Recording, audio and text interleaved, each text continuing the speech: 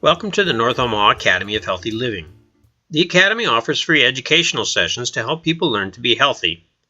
We use the body, mind, and spirit to help you make better health choices. In Eat Well, Live Well, our diet class which you're listening to now, we use 3 tools to help you lose weight: plan, track, review. All of these tools should be used after a period of prayer and meditation. Today we're going to talk about family and food. Family is important because we learn so much about the way we eat from our family. These patterns are taken in unconsciously, and these patterns can be so powerful we will act this way even if it kills us. There's a wonderful example of this in the very fine film Soul Food Junkies, produced by Byron Hurt, who speaks about the strong roots between African Americans and Southern cooking, which eventually became known as soul food. Mr. Hurt's father was a strong, vibrant man who loved soul food. He speaks of a typical Sunday morning breakfast that involved scrambled eggs, toast, grits, and pork sausage. It was the custom of this family to cut up the sausage and put the eggs on a piece of toast and then cover the eggs with grits and sausage, making a grits, eggs, pork sausage sandwich. They would eat this way every Sunday morning. It was a great time because the family would establish a relationship and build a connection over food. Mr. Hurt's father ate this way every meal. He would eat spare ribs, fried chicken, greens, macaroni and cheese, potato salad, and homemade pies. He would eat this food in large quantities. Even in later life, when his father became ill, he continued to eat this way. He consistently chose to eat poorly despite the fact that the food was going to make him ill. Do you have family members like this? Maybe you are like this. It shows us how powerful family and food can be. These habits seem so natural, we are unaware that they can be changed. Habitual food choices are learned from family. Some families like fried, greasy food.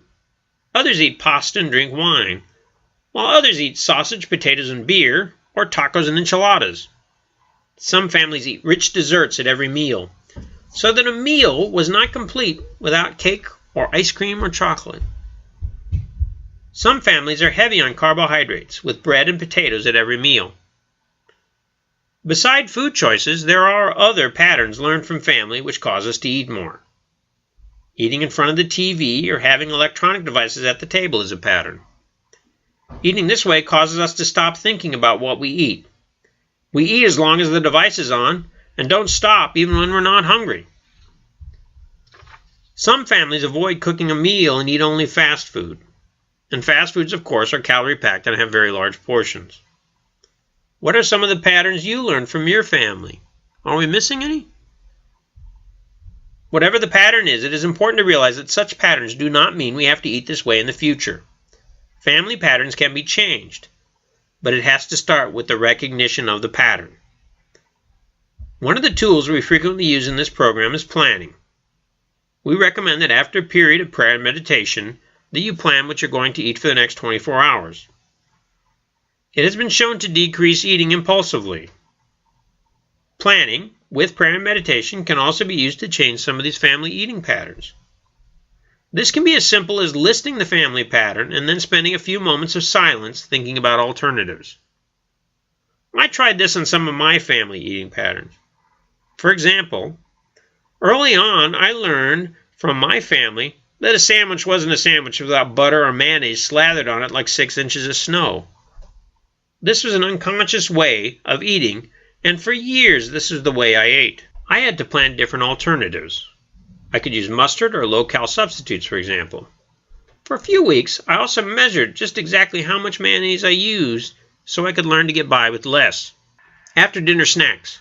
Do you have that habit? Perhaps learn from your family? You know, eating a bowl of ice cream or eating a bowl of cereal late at night right before bed. If this is your habit, you may not even be able to think about going to bed without this food. Planning after a period of prayer and meditation can allow you to objectively ask, why is this so important? And you can begin to detach from that need.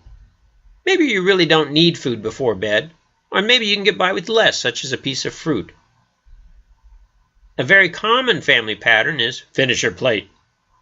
You probably learned it from your parent who said something like, finish your plate. Don't you know there are people starving in China?